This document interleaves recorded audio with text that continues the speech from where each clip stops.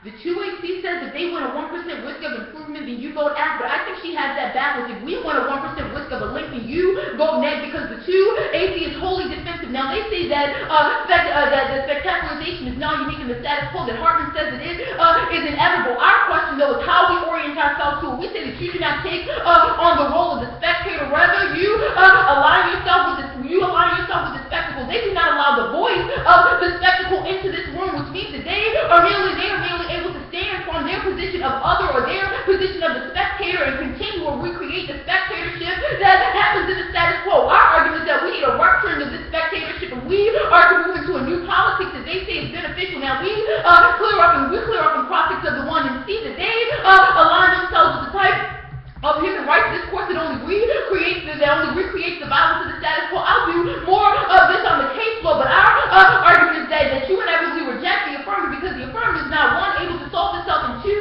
only recreates the impacts of the status quo.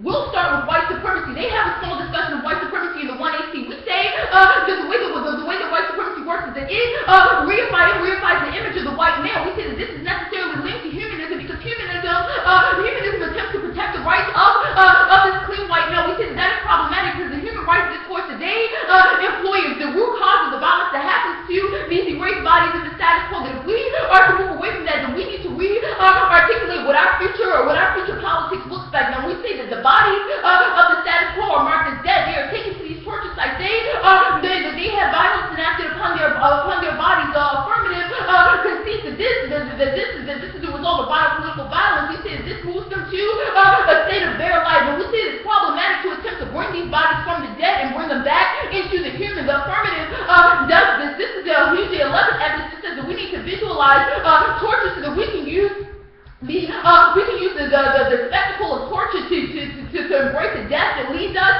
to a new form of human life. We say this human life is the new politics of the future that they embrace, and we say that unfortunately is the politics of the status quo. While it's not the politics that says while it's not necessarily the same politics that says take these people to these torture sites and kill them, it's a politics that justifies it, because it says that we need to erase the other that threatens the human form. We need to erase the other that threatens human existence. This is the other that threatens human rights. The terrorists that are taken to these torture sites, they're bringing this terrorist back into life.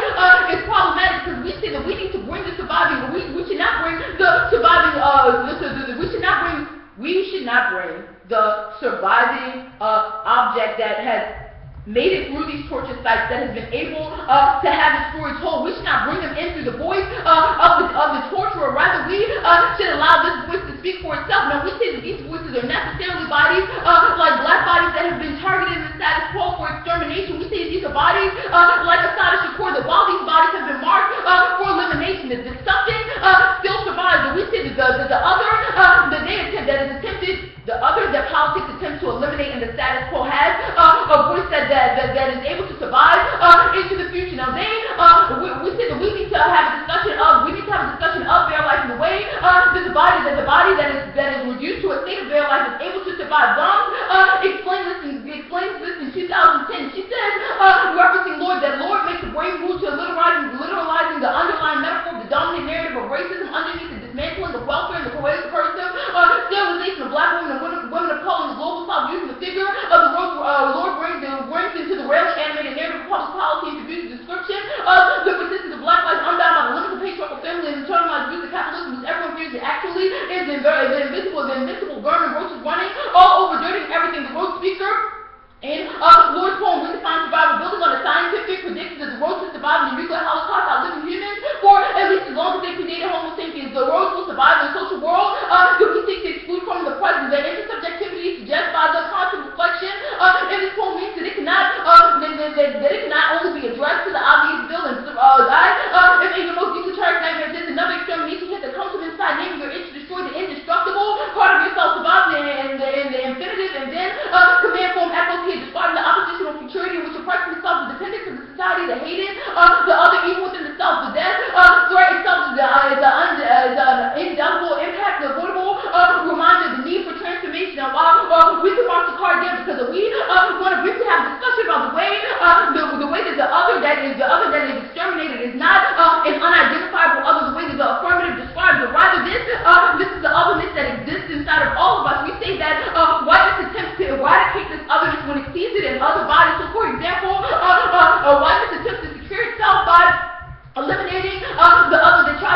the domination of the state. This is why these bodies are taken to torture sites. This is why these bodies are erased. We say that is problematic.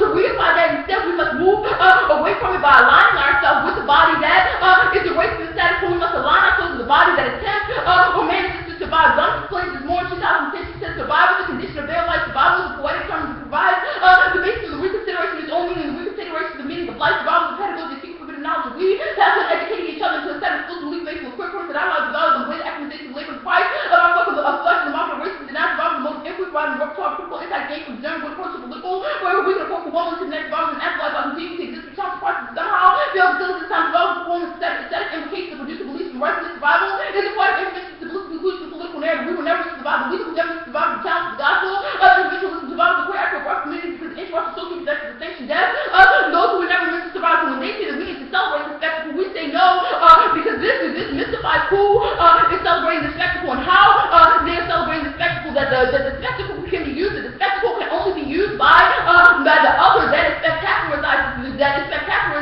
spectacularized. The spectacle can be reappropriated, Harvard says, by the slave who is looked at by the master, not the master who says, hey, I've been problematic to spectacularize the slave, let me continue to spectacularize slaves. We say that is only a recreation of the status quo. Instead, we need to let the erased other speak for itself. The affirmative is not able to do this. Now, they make some arguments about why they need to speak for the other, but their evidence is describing the subaltern subjects. We say the erased bodies that they are describing are not, these are bodies that are reduced to the status of bare life. They have taken subjectivity has been taken from them. They have been reduced to the status of objects, and we say that this analysis is not specific to what the affirmative is saying. Furthermore, we say that the evidence is only specific to how the value of intervention in the lives of these individuals varies. It says that there is no authentic voice to the other, but our argument is that this is not responsive, that instead they have missed our argument that the other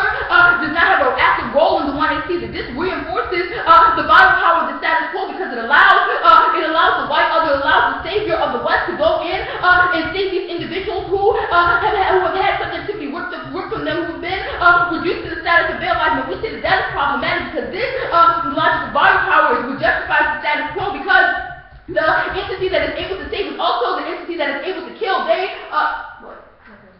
entity that is able to save is also the entity that is able to kill. They do not move power away from the state. Why do they allow the state to hold this power? We say that instead we must embrace the agency that the object has. We must embrace the agency that bodies that have been reduced to bare life have. Now let's talk about the human rights links for a moment, because our argument is that the Western voyeurism will only be replicated and lead to more violence because they allow the West to merely gaze at these bodies that are tortured. They do not force the West to do anything about it other than just acknowledge that this torture has happened. This reifies the guilt of whites in debate because it allows us to say, yes, white people have saved brown bodies, that yes, it is okay to save these people, but this only reifies the idea of who is worth saving. We see in the status quo only the human is worth saving, which is why the one will always bring it back to a discussion of human rights, will always attempt to bring these bodies back into the human, because only the human is worth saving. This is why these bodies are allowed to be taken to these torture sites and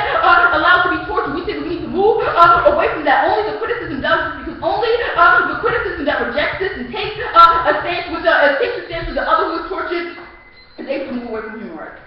Okay. Does the alternative do anything to change human rights discourse in current politics? The alternative says that the judge does not have to take a stance with human rights, and that your call to have him do so is problematic, that instead you should make the choice to not do that. Okay, but the alternative doesn't do anything about how, larger political structures... Well, none of us do... Well, I mean, any of us in this room only do something insofar as we can replicate those discourses. We say that we should not replicate those discourses, that the affirmative replicates the larger discourse of human rights, the larger justification of suffering. What's the alternative discourse of the K? Just, speaking from the position of the... Yes, well, it's both speaking from the position of the erased other, and then critically interrogating the discourse of human rights and humanism. Okay. Is there anything, I'm not going to pretend to be a victim. Is there any, oh, no, don't pretend to be a victim, but... how can I speak from the position of the other when I obviously am not. No, our argument is not that you should speak from the position of the other. Our argument is that you can allow the voice of the other to come into this space. So, for example, your evidence that says that there is different value to engaging the other. This evidence is talking about the subaltern. Our argument is that you could allow the subaltern to speak in this space. That your Pugliese evidence, actually, the book that you cut it from has stories from these people who have survived like torture. Has stories from quotes from these people, including stories from these people. Is one way that you could do it. We also have some links to the way that you attempt to align yourself. We say that it's problematic because you attempt to bring them back to your side of humanism. Don't do that. Okay, so how, your alternative way of engaging, human rights discourse, or just not engaging human rights discourse, how does that Well, I mean, we critically engage human rights discourse. Okay, so how does your critical engagement with human rights discourse interact with, larger structures of power and how they... Well, I think I answered this before. So, we say that in this space, we can choose to align ourselves with these larger discourses or radically challenge these discourses. Now, you've made an argument about how moving away from the violence of the status quo in this space is beneficial to affecting larger spaces. We've made a similar argument about how challenging humanism in this space is able to affect larger spaces because we are shaped by the knowledge and pedagogy that we have. So my question is then, once you've been shaped by the knowledge and pedagogy, how do you interact with, human rights discourse in the larger world in a different way?